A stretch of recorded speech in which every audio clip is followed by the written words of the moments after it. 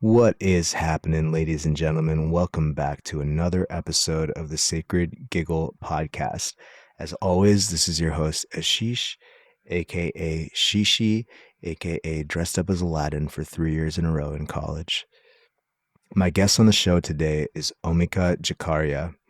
Omika is the definition of a modern Renaissance woman, and you guys will quickly understand what I mean when I say that when you dive into this episode and hear more about her story.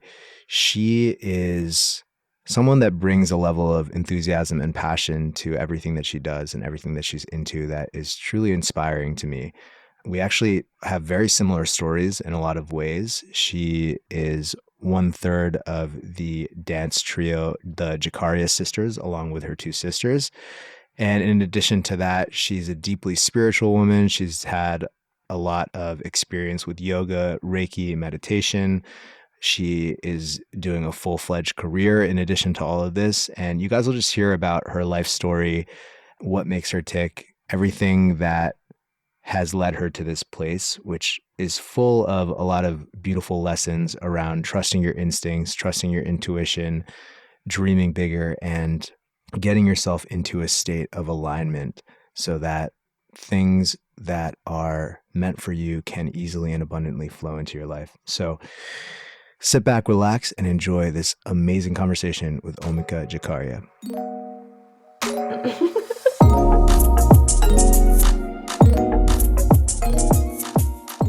I was doing some research on you before the podcast. I don't like to do a ton of research because I don't want this to be like just another like interviewee kind of podcast. Like I prefer it to just be a convo, but it's good to get some context. And yeah, I was just like, I wrote a bunch of stuff down, but I was like so shocked at how similar we are. And I really want to dive into like, I didn't realize that you have your MBA and you're working in management consulting. And there's so much that you have done. And I guess that's kind of where I want to start because I feel like I get the impression that, you know, you're somebody that has really been in the habit of just, you have an idea and like you just go for it.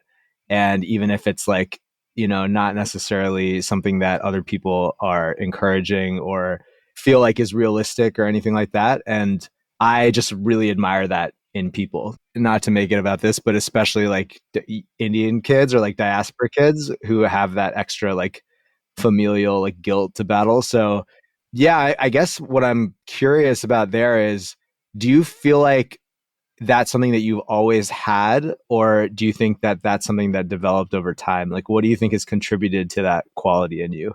Yeah, I feel like growing up, I was very much like a by the book, good kid. I'm the oldest of three daughters in an immigrant family. So obviously was like super focused on education and like did a lot of other things outside of school too. But I was definitely like a rule follower. And then I think it was like when I went to college and just got a little bit more independent. And then once I graduated from college and started working on my own and like moved away sort of across the country, that's when I kind of tapped into that intuition of like, oh, I don't want to be doing this, or this is what I want to be doing. And these are like some leaps that I want to take. And I think once I started to do that, it just like came more naturally. And now I'm just less scared because I've noticed that quality and then tried to like cultivate it more. It sounds like you kind of, I mean, life put you in a situation where you had to rely more on that quality. And then you kind of like strengthen that muscle of like listening to that intuition. Exactly. I'm kind of similar in the sense that I went to boarding school when I was like 13, but I wasn't like I was too young at that point to feel confident to be living away from home, you know? So I was just like super homesick. But then when I got to college, other kids around me were homesick and I was like, I got the hang of this now. And yeah, I'm curious, you know, there's so many things that you are involved with, like obviously, and I'll link to all of this in the show notes, but obviously I first discovered you through Jikaria Sisters, which is you and your two younger sisters have an amazing like dance trio, and you guys are super popular on Instagram and on the internet. You have a great fan base and you're always making content, really cool videos. And that's how I found out about you.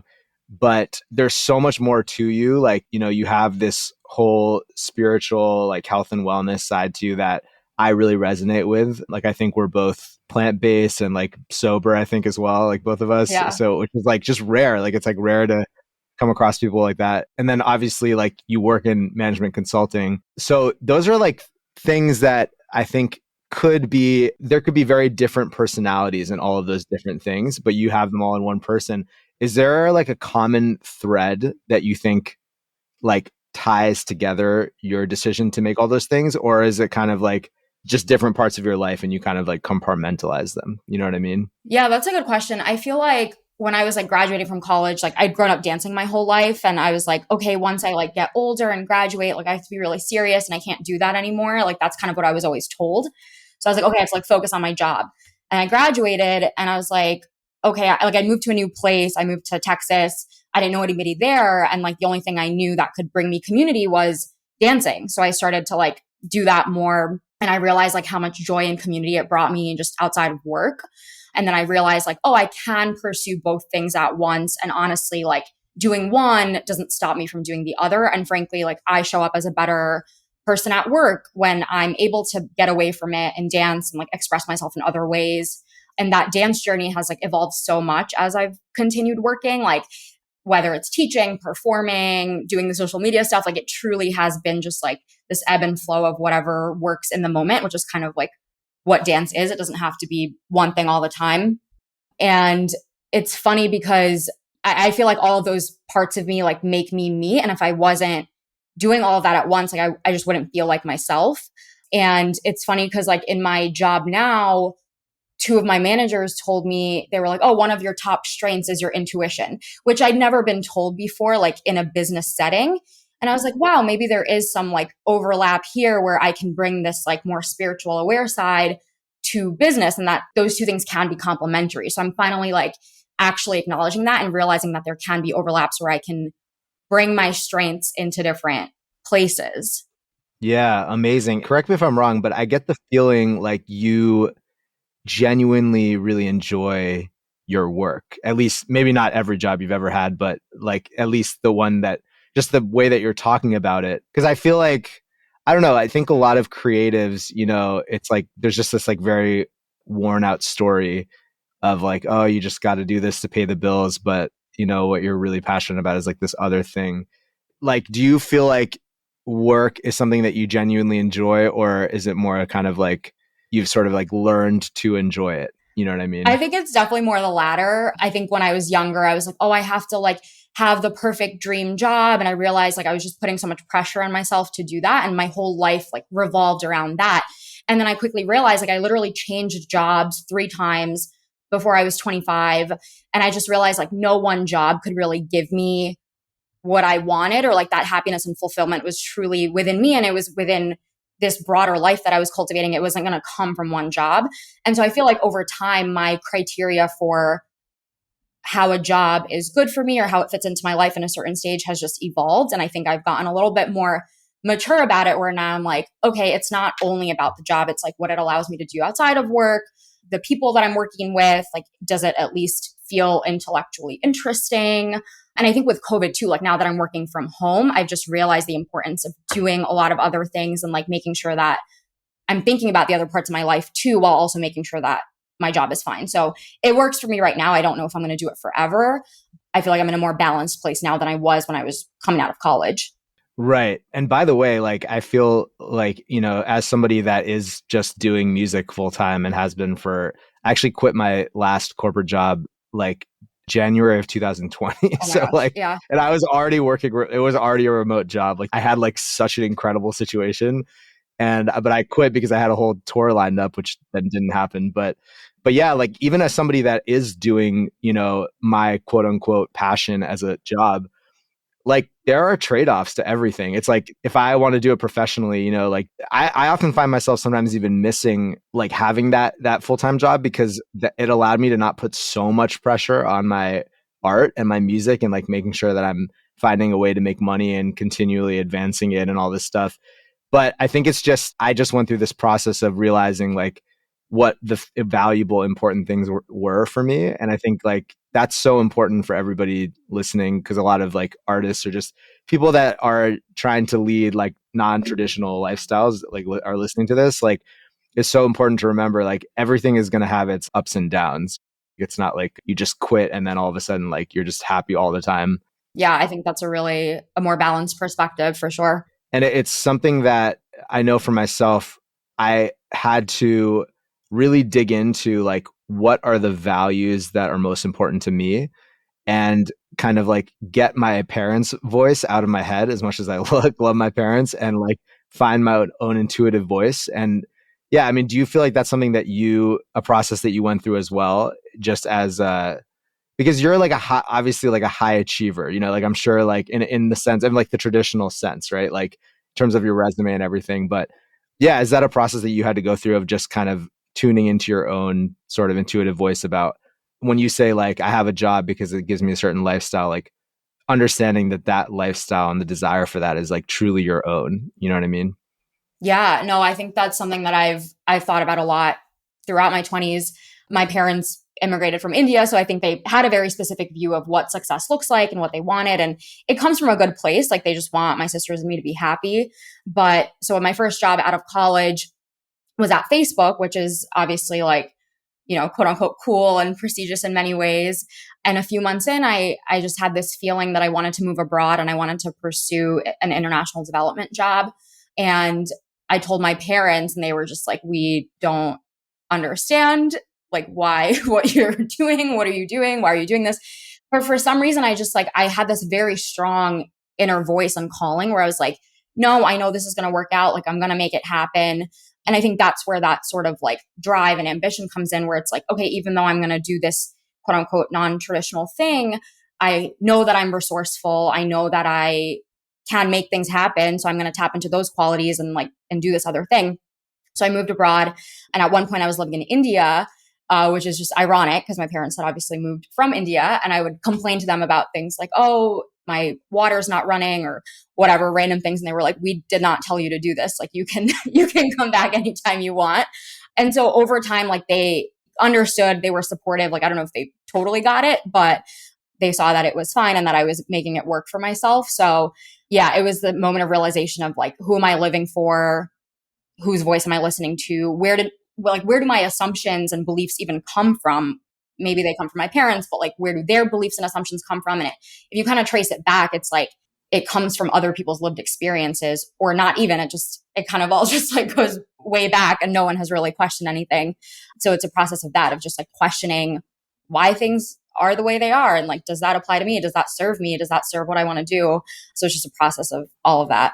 Yeah, it's just so well said that once you go far enough back, you just realize that there's just no objective guidelines for anything. Like I think I read a post, I was like on your Instagram right before this, and I really enjoyed your latest post. I was reading your caption, and there's one specific part at the end that I want to like get to about like ease as a sign of alignment. Like that's such a beautiful concept. But yeah, this idea that like there's just no tangible like starting point that is like the gospel. And once you start realizing that, I know for me it's simultaneously terrifying but also like very liberating, because you're like, oh, I can actually do whatever I want. And I think, you know, even the beliefs that we have about ourselves are just kind of like inherited, you know. Like I know that for me, I struggled a lot with like trusting my own voice and my own intuition. And it's not because I'm like genetically not confident where like someone else is.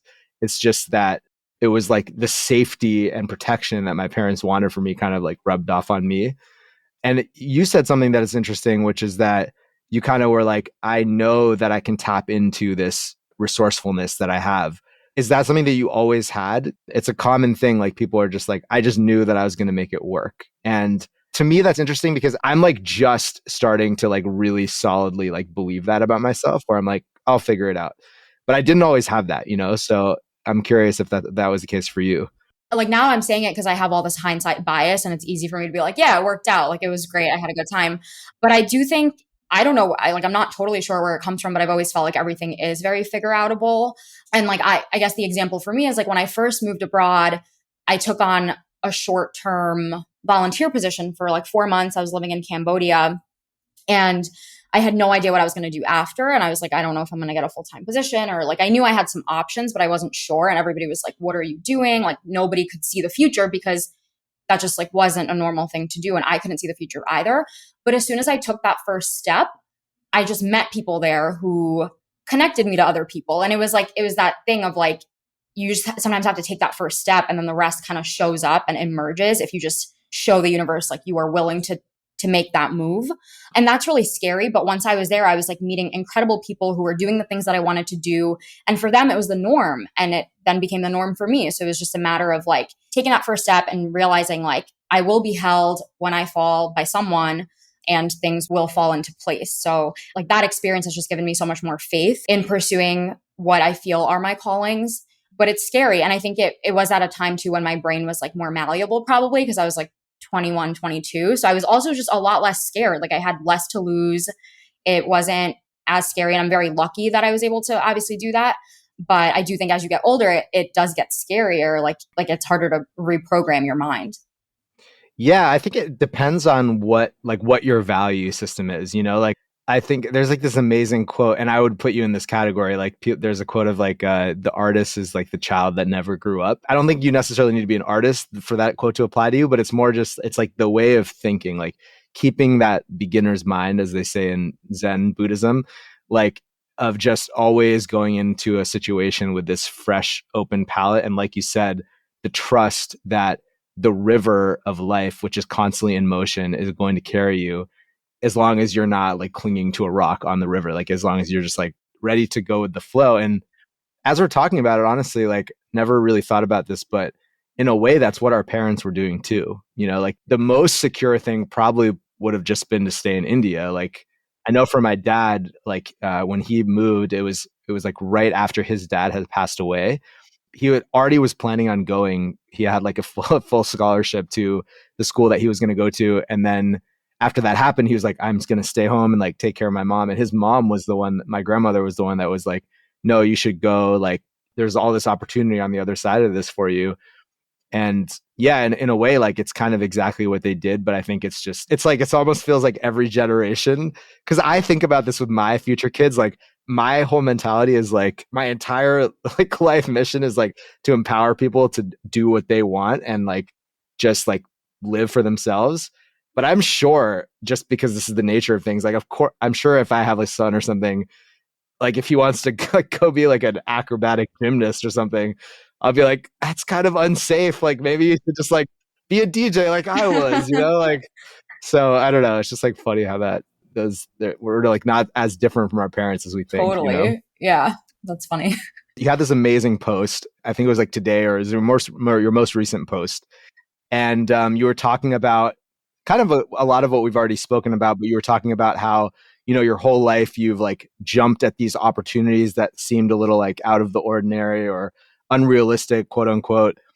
And how with your latest job that you have, if I read correctly, you were in business school and, all your friends were doing like case studies, which is like what people do to apply for consulting roles. I also went to business school, but I was like going nowhere near any case studies, but I didn't even apply for any jobs, but like, yeah. So people do these case studies and it's like this super competitive thing. And I mean, you went to Dartmouth, which is like an amazing school.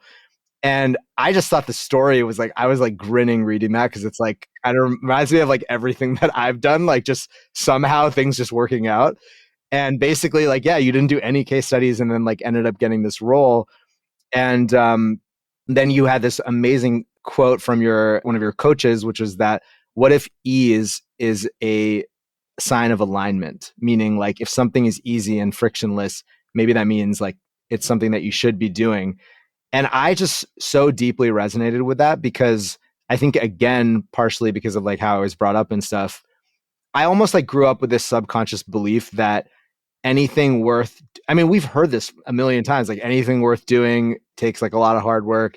And I'm not necessarily disagreeing with that, but it's very easy for your brain to like turn that into like anything worth doing has to like suck, And I would love to like talk about your relationship with like ease, as you call it, or I like effortlessness and just how that has rewarded you, I guess, Yeah, it's not something that comes easy to me. Funny because it's ease, but I feel the same way. Like growing up, it was all about working hard, which I don't disagree with. Obviously, like you should work hard, and diligence and discipline are important things.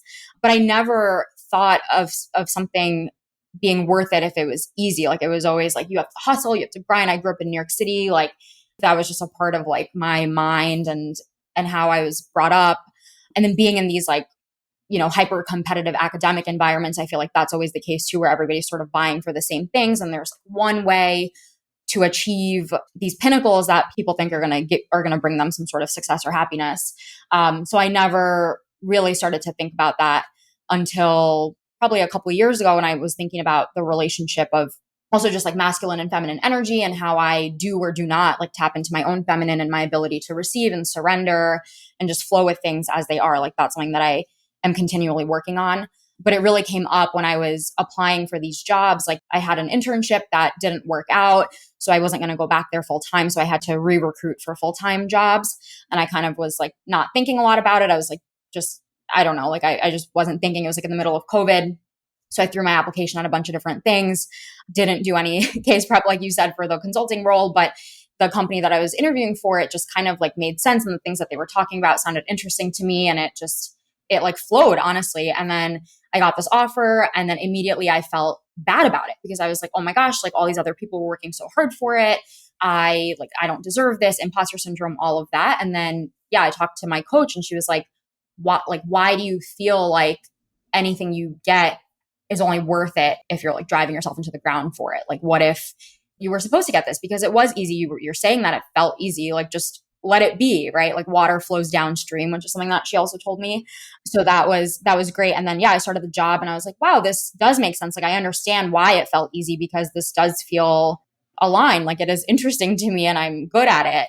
And it's okay to allow that to happen. Yeah, there's so much to unpack there that's so useful. One, what you said about masculine and feminine energy, and applying that to all of life, and not just, like in a relational context, is so wise. And something that I've been really playing around with is this idea that, feminine or money or abundance, if whatever you want to call it, is a feminine energy. Like it's like it flows. So if your relationship to money, regardless of how much money you may or may not have, but if your relationship to money is constricted and tight, meaning when you have it, you want to like hold on to it and hoard it. And then when you don't have it, you're like, stressed about it and trying to figure out how you can get it and stuff. Then the money, the feminine energy that is money, is not going to want to flow to you, because your masculine structure that you're holding for it is like so easily swayed by its comings and goings. It's like a mountain getting bent by the wind constantly, like instead of just like standing strong. That's a beautiful insight. And the other thing that was coming to my mind was, I think that, when your coach asked why is something not valuable, or you don't feel like you don't deserve it unless it was super difficult to get, I think, that actually was something that I struggled a lot with, even in my relationships. And I didn't realize that it's basically like my attachment issues, like from like childhood. And I actually went to therapy, attachment therapy, to like work on that, specifically in like relationships. But it changed my entire life, because I started, like you said, noticing all the ways in life, like in music with opportunities. If somebody wants to work with me, or like if I get some good news, it was like my first reaction would be like to not believe it. It would be like, they'd be like, oh, this must be like, the email must be for someone else, even though it says, dear Ashish, like you, like, like this is for you. And I think for obvious reasons, it's important to work through that, but it's also important to work so that you can enjoy, your victories. But it's also important to work through that because it opens up your mind to what is possible. I think this is like when people talk about manifestation, sometimes a lot of people, I mean, rightfully so, because a lot of the stuff on manifestation out there is kind of like woo woo and can be like a little like out there. And so I understand more logical minded people kind of being like, oh, that's bullshit or whatever. But the part of it that's like science is that if you believe that you deserve things, then your brain is going to notice more of those opportunities, And I feel like I can't help but think that that's been a common thread in your life, just because you've done so many different interesting things and like traveling around and just being open to that. So I don't know if that's something that you've noticed throughout your life, is just like that openness. For sure. Yeah. I think I first learned about that concept when I was younger, like in my earlier 20s. And I noticed right away, I was like, oh yeah, when I start thinking about something, like if I create a thought in my mind, I start to like notice it more in the world when it shows up like physically or materially. And that's just like continued to definitely be a thing. So yeah, I think just that openness and ability to receive is something that I'm still working on, but it's something that I'm more aware of now. It really is a skill, because it's just so kind of the opposite of what we're taught. So like not just us as like, diaspora, it's just in general, I think in culture, it's like, and I would argue that it's also kind of the opposite of what has biologically been the case for most of human history. Like, I mean, we're lucky, like you mentioned earlier, that you were lucky to have this opportunity to go. And like, we're lucky to even have this conversation, that we don't have to worry about surviving or, like making sure that we don't get eaten or something like that, like our ancestors did. But because we're in that position, and I think because more and more people are going to be in that position, it's kind of just the next evolution of consciousness. Like there's a lot of things that we did biologically that we don't do anymore because they don't make sense. Yeah, that's so true. Speaking of which, okay, so that's a good segue to talk about being plant-based, because I totally think that that's what being vegan is like. Yeah, I would love to hear how that journey started for you, like why you did it, how it's gone so far, and yeah, what's the scoop? Yeah, so I grew up vegetarian, like my whole family is vegetarian, but that was sort of just the norm. So it wasn't ever something that I questioned. And then I always felt like I was a little bit allergic to dairy, but like didn't do anything about it. And then I did my first yoga teacher training back in 2016. And it wasn't just about the physical poses, like there was stuff about history, philosophy, and then a lot of stuff about lifestyle and ethics. And so one of the pieces of it was actually to transition to being fully plant-based.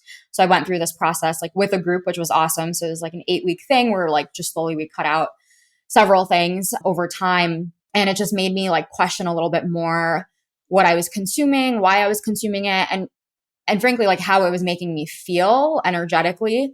And I realized quickly, like I felt clear, more energetic. And yeah, I think it's just like such an important part of my life now. I was like pretty strict, militant, like vegan for 2 years. And then when I was abroad, I started to feel like I wasn't like getting enough nutrition and stuff. So I intuitively like brought back in some ghee, which is like clarified butter and eggs. But then I've like phased that out again. So I try to be like intuitive about it, but still be very plant forward and like super conscious about what I'm putting into my body and how that's like affecting my state. So that's kind of how that started. Amazing. That's almost the exact same story, except instead of a yoga training, it was Vipassana. Like I went to a 10-day silent meditation retreat when I was 26. So 2016. Yeah. I did Vipassana that year too. So. Oh, no way. We have a lot in common. But yeah, so like it's vegetarian, and I went there. I'd been watching all those documentaries and I was like starting to feel like, okay, but I grew up eating meat my whole life. So I lived in like Switzerland and China, were very meat heavy like cultures. And so, well, I guess not like traditional Chinese food, but in the big city that I was in. And so I was like, there's no way that I'm going to be vegetarian, but I have to do it for these 10 days. Why don't I just try for a month? And then, at the end of the month, I can like have meat again. But then I did it and I just felt fine. And then I just kept going. And then I became vegan, and I also was super strict about it. And I think this is like worth talking about because people have this like stigma about vegans. And I think it's because a lot of people, I'm raising my hand, like a lot of people who go vegan, they do actually become that stereotype for a little bit. Like I was a little bit on my high horse because like I felt like I was making such a sacrifice, and I was like, guys, you're like destroying the like I was just like, one of those guys. And then I also, same thing, like I felt like I wasn't, maybe during COVID, I was like, let me introduce fish again and see like if I can like get some more muscle, because I was like working out a lot. And then I did that, then I phased it back out. And now I'm also like, I won't ever touch meat, but in terms of dairy, like, I'm not going to be like super militant about it if it's like there, like if there's like paneer or something, like I'll have it. But yeah, I think that's just like a common thing that's a common progression for vegans, Yeah. I think most vegans are actually like pretty chill about it. Yeah, that's true. I feel like when I first started it, I like moved abroad pretty soon after, and I joined all of these like vegan protest groups. And so I was like in New Delhi like protesting in the park, which was like very noble and like cool. But now that I think about it, like I can understand why people get annoyed. It was a very extreme thing. And honestly, like at some point, it just wasn't good for my mental health. And I think it was like, some like maybe some sort of disordered eating. Like, I don't know, maybe there's like stuff to figure out there. But I think also it was like a control issue where I was like, oh, I need, like, this is just one part of my life that I can control when I feel like other things I can't. So I think there was a lot of stuff there. But no, I totally resonate with what you were saying. Yeah, I also feel like you strike me as the kind of person that when you get into something, you're just like, I'm going to take action and like really dive into this. And I mean, I don't know, because people say that I'm extroverted and I'm not at all, but you seem pretty extroverted. I don't know if you would identify as, or maybe half and half. I don't know. I honestly like don't know anymore. But Yeah, yeah. It seems like you just, when you get into something, you really dive in and like find the community. And I really admire that actually, because I'm not like that. I'm like very like quiet and like shy, honestly, still in a lot of ways. So I never did that. I guess that's why I have a podcast. We talk to people this way. And I think we can segue to the sober living stuff too, because I'm curious about your journey with that. Because I also, almost like very similar journey, I went sober for a year and was like super strict about it. I was like, it was like for myself. It wasn't really about a cause with vegan, like how veganism is.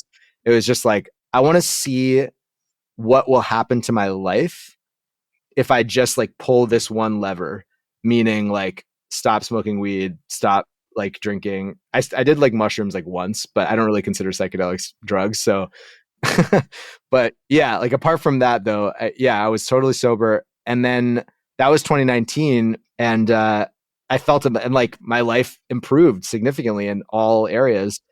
And then 2020 came and it was just like, I started smoking weed again. But now I'm back on the sober wave, but it's less like militant this time around. It's more just like, I intuitively don't feel like doing it.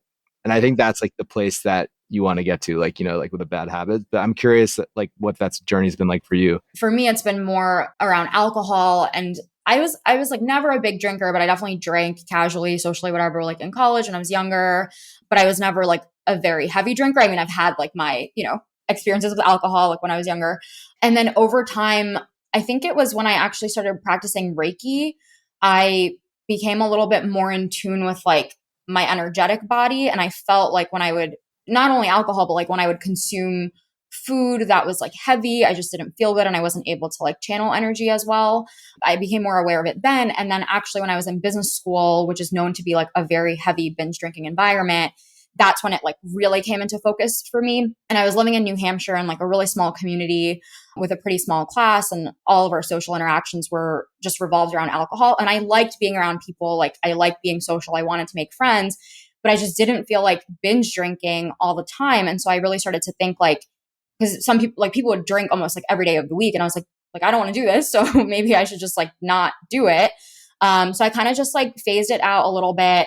I would like have a drink here and there, but then it was almost like people were drinking so much that they would look at me and be like, oh, why aren't you drinking? Or why aren't you drinking as much? So I became known as like the person who wasn't drinking a lot. So then I was like, oh, people just like think I don't drink. So maybe I should just stop. Why am I doing it? Right? Like, who am I doing it for? Like, I don't have that many inhibitions. Like I can be like a little reserved and like, it takes me time to warm up to people, but I do think like in social settings, I'm usually like pretty comfortable and like I can talk to most people and I don't feel like I need to have a drink in order to like feel more comfortable, especially around people that I've known for like a little bit of time. And so I just started to think about it a lot more. And that was like 2019 to 2021. Like I just gradually kind of stopped. And I wouldn't say that I don't drink at all. I'm definitely like sober curious and I will have a drink here and there, but it's like I'm very intentional about when I interact with the substance because I think like I do feel I'm like a pretty sensitive person. So I think what's like external and internal often like combine very easily for me, which is something that I'm working on, just like having better boundaries. But whatever I consume like just changes how I feel. So I'm just super careful and intentional now about when I do engage with drinking. I'll do it here and there, but it's like it's a very rare occurrence. I really relate with what you're talking about with just becoming more sensitive to everything, like as you do any sort of practices, but especially like, energy practices. And, you did the silent meditation retreat. You've done a couple yoga teacher trainings, and then the Reiki training. I'm curious, just from spiritual conscious side of your life, how do all of those things fit in? Are you practicing all of them right now, or do you kind of like, just has it changed like over the years? What role do all of those things kind of like play for you? Because they are different, but they're also, similar. They're all kind of in the same space in a way. Yeah. I think similarly, like with being militant about things, like I think I always, in the beginning, I was like, oh, I have to do these things like this many times a week, or like this and this and this. And I think over time I've become a lot more intuitive about like what I need at a specific time in my life. And I'm so lucky that I have this toolbox now where I can be like, okay, this is like what I need more of right now, or like this is how I'm feeling right now. I feel very lucky that yoga was like the first thing that I explored, because that I think opened my eyes up to a lot of different things. And it is still like that thing that I come back to ground myself physically. I find that if I'm not like practicing regularly, I start like overthinking and I'm not in my body. So I do think it's like a way for me to physically be present.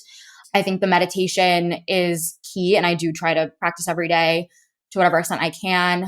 And I did all these things mostly for myself, like just to practice on myself, because I just wanted to be like more balanced, and just I like felt called to do that.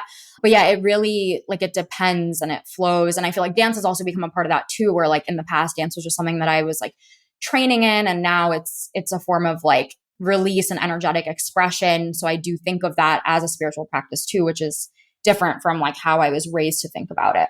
100%. I think that also I want to talk about it because a lot of like spiritually minded people listen to, and I talk a lot about spirituality, but I think it's such a common pitfall to like, you find the thing that gives you maybe like a good experience once or a few times, and then you like start grasping onto that thing, and you're like actively doing the opposite of like what the practice is by like grasping onto like this type of meditation or this type of thing. And I know that that's happened to me a lot coming back from retreats, because I'm like, I've just been like baking like in that thing for, 10 days or whatever. And I come back and, for me lately, I've been really diving into Tantra, like, and just like path of love, if you want to call it, where like meditation is the path of awareness.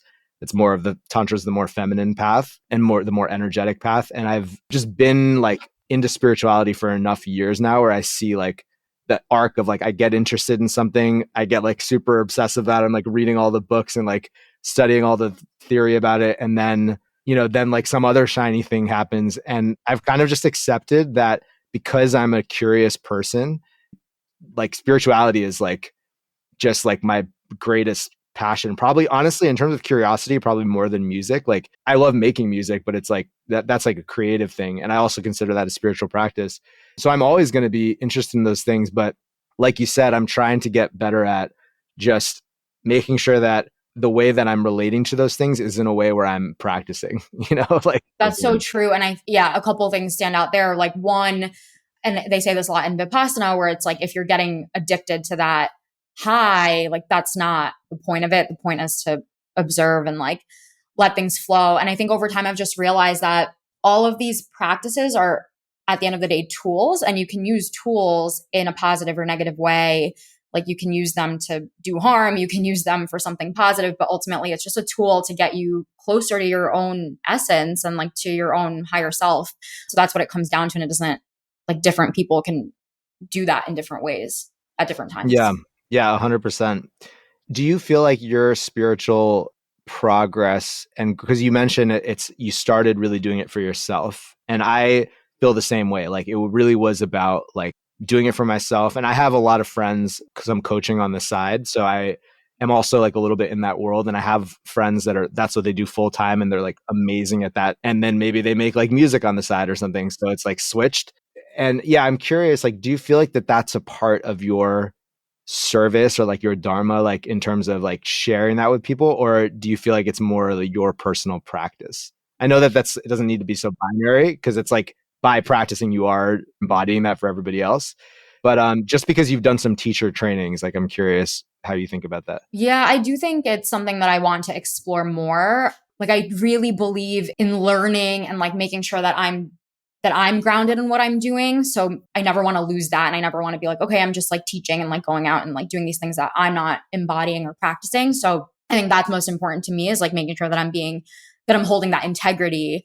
But I do think that there is probably more space for me to share that. And yeah, I would love to do that more, but it's definitely started with me focusing on my own healing first. Yeah, I'm the exact same way. Like I got a couple certifications and I've like never used them really because I'm just kind of like I'm still so deep in that process of like because I know like I have friends and I'm sure you work with coaches as well. Like people who are like really good coaches, they're just like on it like every second. It's like I mean it's their job, but it's like I think I want to get to that point, and I think that you don't have to be a coach to be at that point. Like I think that makes me so much better of an artist, like when I'm just in that space and I'm like bringing something back from that space and presenting it to this world and being like, here guys, here's a little kernel of truth Yeah, for that's so you. Like, true. so yeah, amazing. This has been super great. Okay. So Omika, I have a question that I ask everybody at the end of the show. You don't need to like, think too deeply about it, whatever pops into your head first. And the question is, what makes you feel most free? Dance and just dancing to music, like freestyle dancing. That is what makes me feel most free in my mind and body. Amazing. Short and sweet. Yeah. The last guest said money. I get the best answers. Like sometimes it's like really deep and then yeah. Amazing. Well, thanks so much for coming on the show, and I'll link to all your stuff so people can learn more about you and everything you're up to. Awesome. Thank you. And yeah, I appreciate you. Yeah, thank you so much. Thank you all so much for tuning in to this episode of the Sacred Giggle podcast. Hope you all enjoyed the show, and be sure to check the show notes to follow Omika and stay up to date with everything that she's up to. And if you enjoyed the episode, if you've been enjoying the show, it means the world to us if you can hit follow or subscribe and leave us a 5-star review. It really helps us move up the rankings so we can get out this wisdom to more people. Thanks so much, and see you guys next week. Peace.